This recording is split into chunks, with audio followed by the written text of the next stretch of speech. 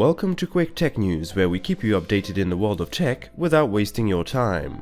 Sony will be getting themselves into the consumer drone market next year. After seeing the success of DJI and Parrot and knowing they have plenty of pedigree in photography and videography, they no doubt wanted a piece of the drone pie for themselves.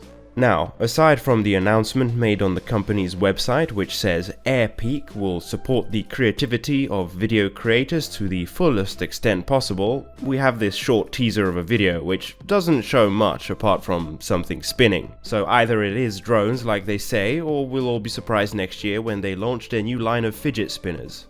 It's tricky to try and predict how successful Sony can be in this market. DJI seems to be very far ahead of the competition from what I have seen. My prediction would be that Sony's first generation of drones will have impressive sensors and optics, and no doubt videos and pictures from the drone will look fantastic. However, I would expect that the controls will not be as intuitive as DJI, and most likely the drone itself will not be as adept at flying. GoPro tried to enter the drone market with the Karma back in 2017, and whilst it wasn't a complete failure, it was riddled with problems in the beginning, including drones dropping out of the sky due to battery failure, for which GoPro had to recall units and temporarily stop sales. Not to mention, they are clearly nowhere to be found in the drone market anymore. And let's not forget, Sony have had their fair share of issues. Take for example the smartphone market. Sony should be very well suited to succeed in this arena. After all, cameras are one of the most important components of a phone, an area where Sony has plenty of experience. Regardless, currently they have a minuscule market share for whatever reason. My guess would be a complete lack of marketing. I don't know about you guys, but I don't see ads for Sony phones anywhere.